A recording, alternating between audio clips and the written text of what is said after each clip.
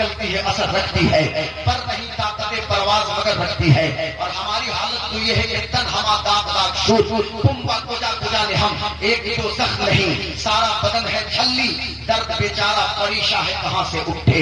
ہم کس درد کو بیان کریں؟ آج نوشاد صاحب نے ہم سے کہا کہ مسلمانوں کی حالت پہ آپ تقریر کر دیجئے. ہم مسلمانوں کی کون سی حالت اظہار کا تذکرہ کریں اور کس بات کو ہم بیان کرنا شروع کریں؟ ابھی چند دنوں پہلے کی بات ہے، ہمارے ملک کا ایک حصہ ہے کشمیر. کشمیر کے پہلگام میں آتنکوادیوں نے حملہ کیا. ظاہر سی بات ہے پوری دنیا اس کی کانڈم کرتی ہے، اس کی تردید کرتی ہے، ہم بھی اس کی تردید کر رہے ہیں. لیکن کیا اس کا کیا مطلب ہوتا ہے؟ اس کا مطلب یہ تو نہیں ہوتا کہ اس حملے کے نتیجے میں بھارت کے شہریوں کو نشانہ بنایا جائے. اس کا مطلب تو یہ نہیں ہوتا کہ ہر گاڑی اور ٹوپی والے کو شک کی نگاہ سے دیکھا جائے. اس کا مطلب تو یہ نہیں ہوتا کہ اذانوں کو برا بھلا کر دیا جائے. اس کا مطلب یہ تو نہیں ہوتا کہ مدارس کو بلڈوز کر دیا جائے. اس کا مطلب یہ بھی تو نہیں ہوتا کہ مسجدوں کو غلط نگاہ سے دیکھا جائے. یہ کون سی بات ہوئی؟ ایک طرف ان چیزوں کا تو بڑا ہنگامہ ہوا، سوشل میڈیا پہ ہر وقت ٹویٹر ہو یا فیس بک ہو یا انسٹاگرام ہو، ہر جگہ صرف اسی کے تذکرے ہوئے. لیکن اسی کے چند دنوں کے بعد علی گڑھ میں 3 لوگوں کی موب لنچنگ ہو رہی ہے، اس کا ذکر کہیں موجود نہیں ہے. آپ کیا بات کریں گے صاحب؟ آج بھارت میں کشمیر سے لے کر کنیا کماری تک اگر ہم مسلمانوں کے حوالے سے غور و فکر کریں تو ہمارے پاس جسٹس راجندر سچر کمیٹی کی رپورٹ اور کنڈو کمیشن کی رپورٹ اور رنگ ناتھ مشرا کمیشن کی رپورٹ، یہ 3 ججز کی رپورٹ باضابطہ ہمارے موبائل کے اندر PDF میں بھی موجود ہے. میں کوئی لطیفہ اور قصہ کہانی نہیں سناتا، آتھینٹک باتیں پیش کرتا ہوں، ساری چیزوں کا ریفرنس موجود ہے. کیا مسلمانوں کی صورتحال ہم بیان کریں گے؟ اگر آپ اکنامیکل صورتحال کے حوالے سے گفتگو کیجیے گا کہ پہلے چونکہ کئی کنڈیشن ہوتے ہیں، ایک ہوتا ہے آرتھک استھتی، ایک ہوتی ہے ساماجک استھتی، ایک ہوتی ہے دھارمک استھتی. اگر ہم آرتھک استھتی کے پہلے گفتگو کرنے کی کوشش کریں کہ مسلمانوں کی معاشی حالت کیا ہے، تو آپ کی معاشی حالت کیسے مضبوط ہوگی؟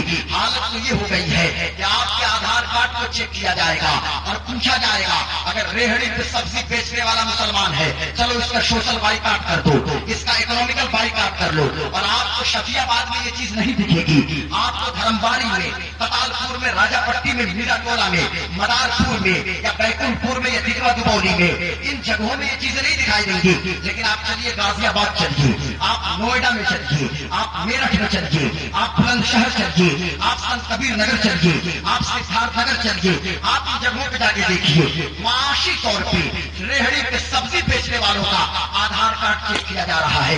باضابطہ بڑے بڑے بورڈ لگا دیے گئے، کوئی پھیری لگانے والا مسلمان اس محلے میں نہ آئے. آپ کس چکر میں پڑے ہوئے ہیں؟ یعنی آرتھک طور سے آپ کو پنگو بنانے کی کوشش کی جا رہی ہے. اگر ہم ایجوکیشن کے محاذ پہ گفتگو کرنے کی کوشش کریں تو جسٹس راجندر سچر کمیٹی کی رپورٹ ہماری نگاہوں کے سامنے ہے، رنگ ناتھ مشرا کمیشن کی رپورٹ ہماری نگاہوں کے سامنے ہے. سر بڑی ذمہ داری کے ساتھ ایک بات بولتا ہوں، آج اسکول اور کالجز میں سب سے زیادہ اگر ڈراپ آؤٹ ریٹ کسی کمیونٹی کے ہیں تو مسلمانوں کے ہیں. ہمارے بچے 9th تک پہنچتے ہیں، 9th میں جا کے اس کے بعد اسکول چھوڑ دیے، چلو غلطی سے میٹرک کر لیا، میٹرک کے بعد 11th 12th کر لیا. ہمارے کتنے بچے UPSC کے ذریعے، یونین پبلک سروس کمیشن کے ذریعے IAS یا IPS ہو رہے ہیں. انڈین ایڈمنسٹریٹو سروس ہو، انڈین پولیس سروس ہو یا انڈین ریونیو سروس ہو یا چھوڑ دیجیے UPSC کو، سب کا IQ انٹیلیجنس کوشش اتنا مضبوط نہیں ہے. لیکن چلو BPSC کے ذریعے بہار پبلک سروس کمیشن کا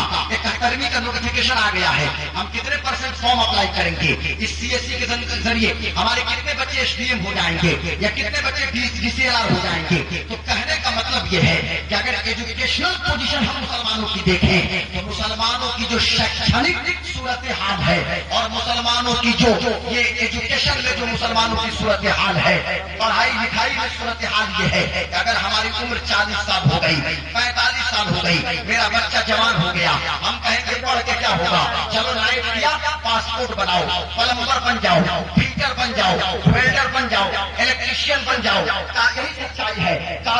کارپینٹر بن جائیے، فورک لفٹر بن جائیے، JCB آپریٹر بن جائیے، پوپلین آپریٹر بن جائیے، یعنی کوئی کام سیکھیے. اب آپ کو ریاض میں رہنا ہے، آپ کو جدہ میں رہنا ہے، آپ کو قصیم میں رہنا ہے، آپ کو یمبو میں رہنا ہے، یعنی ان باہر کے علاقوں میں آپ پہنچ جائیے 50 ڈگری ٹیمپریچر میں.